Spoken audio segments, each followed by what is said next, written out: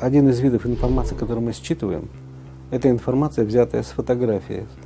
Пускай не воспринимает это как какую-то цыганщину. Фотография это спектр, прежде всего, это спектр, отображающий человека, определенным образом отображающий. Да? Не просто вот изображение лица, так сказать, ты видишь человека, ну, фотография, тривиально, казалось. Нет, а все гораздо сложнее.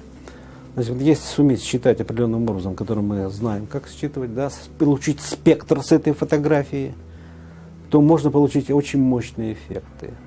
Вот те, о которых я говорил, в частности, слепая женщина, у которой регенерирует сетчатка глаза, муковисцидоз, информация взята с фотографии двоюродной сестры, там, регенерация кишечника, спектр, снятый с фотографии, вот тот, который мы получаем, спектр, мы называем модулированное широкополосное электромагнитное поле, которое содержит торсионный компонент. Вот это МШИ сокращенно является адресом к тебе самому в детстве. Вот я беру, например, свою детскую фотографию, да? Мне 72 года. И я вот ее, так сказать, уже года 3-4 я использую. Значит, ты прослушиваешь собственную информацию. Значит, эта информация куда обращена? Она обращена к бомовской, есть концепция бомовской голограммы. Но он лишь офизичил то, что давно известно. Давно известно, что внизу, то и вверху. Что в маленькой капельке, что во всей Вселенной. Значит, голограмма, вселенская голограмма содержит информацию обо всех нас. И вот фотография взята, информация взята со спектра фото, есть обращение к бомовской голограмме вселенской. Но это не означает, что ты информацию о самом себе будешь искать где-то в созвездии Лебедя. Она вся размазана. Голограмма, это так называемая распределенная память, присущая каждому кусочку голограммы. В том числе и самому человеку. Если я слушаю информацию, звук со своей фотографии, то я обращаюсь к самому себе. Я беру свою собственную генетическую информацию в детстве, потому что каждый момент времени, значит, он отображен в этом спектре. И тем самым получается эффект. Вот у меня был случай, когда мой коллега, значит, ему 53 года, он взял свою 20-летнюю фотографию и говорит, ну да, я попробую, так сказать, тоже поработаю с собой, тоже и проверю, говорит, заодно. А, значит, начал слушать, он довольно долго слушал звук вот этот, идущий от фотографии, а можно непосредственно без всяких звуков просто считывать информацию, уже на тебя идет это торсионное поле, не обязательно на флешку записывать или куда-то там на жесткий диск. И через некоторое время он мне звонит в панике, у меня что-то творится со спиной. Я говорю, ну приезжай. Значит, приезжай, говорю, покажи, что у тебя там на спине. Он показывает, у него там гематомы на спине, мощные гематомы, как будто его сапогами били. Вот, оказывается. А я говорю, что у тебя было за спиной, вспоминаешь? Он говорит, ух, я сейчас, говорю, вспомнил, что было. И пожалел, что я, значит, эту фотографию использовал. Значит, я, говорит, попал в аварию, у меня спина была травмирована страшно. Хорошо, говорит, позвоночник остался. И вот эти синяки выскочили, но они быстро прошли. Информация с фото – это машина времени, которая позволяет, так сказать, проиграть все те события негативные, которые были до момента получения. Вот ему 20 лет, за 20 лет он там успел переболеть, так сказать, и получить травму. Но самая мощная оказалась информация о травме спины, и она выскочила.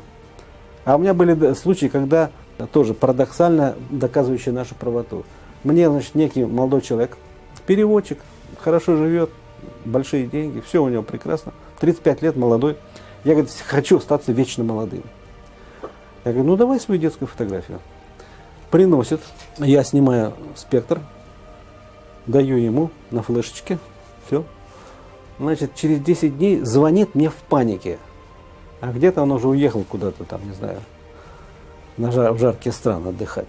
Я, говорит, покрылся язвами. Что делать? Я умираю. Я говорю, что было? Я сразу почувствовал тут. Что на фотографии было? Ты был здоров?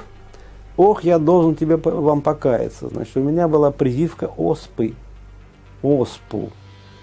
Разгар. У него все чесалась рука. И я, говорит, совершенно не обратил внимания, что вы предупреждаете, что на фото должен быть здоровый ребенок. Это первое требование, самое главное. Я говорю, спокойно. Давай тоже детскую фотографию, но когда у тебя уже все прошло, когда ты иммунитет у тебя возвратился, так сказать, вернулся в норму, и все такое прочее, он дает мне фотографию примерно того же возраста, но когда он здоров уже совершенно. Да, я делаю ему через 10 дней, он чистенький. А я успел, говорю, ты сними, это уникальные снимки. Он снял себя. И у меня есть эти снимки, где он поражен оспой. Но в ослабленном виде, слава богу, так сказать, это в ослабленном виде. Потому что прививку-то делают ослабленным вирусом оспы. Поэтому он не слишком сильно заболел, но язвы были. Значит, вот это парадоксальное доказательство, что мы правы. А потом были случаи, когда старушка дала мне детскую свою фотографию, а ей гланды удалили. И она забыла об этом. И она мне звонит таким сиплым голосом, вся в соплях, так сказать, и говорит, что со мной творит что-то ужасное, я виновата, я теперь поняла. Я сдала фото, где мне гланды только что удалили. Значит, это выскочило. Видите, машина времени. Или там бабушка вдруг диатезом, а внучок, с которого я взял информацию и дал на бабушку, потому что можно брать от родственника, у внучка была жуткая диатез. Аутоиммунное заболевание такое, да? И бабушке даем спектр, бабушка начинает чесаться, как ребенок маленький. Понимаете? Но потом просто поменяли опять-таки фотографии, все прошло.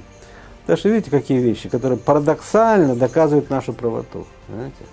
Наш генетический аппарат, это можно рассматривать как систему зеркал, которые обращены в прошлое, вплоть до возникновения человека. Потому что каждый из нас в своем хромосомном наборе держит информацию о маме и папе. А те от своих мам и пап, то есть от бабушек, от дедушек, от прадедов и так далее, и так далее. И это бесконечная линия, тянущаяся неизвестно куда, когда мы возникли. И в принципе можно брать информацию от предков. Потому что мы расчлененная такая фрактальная структура. И все мы между собой связаны. Вот эта сеть.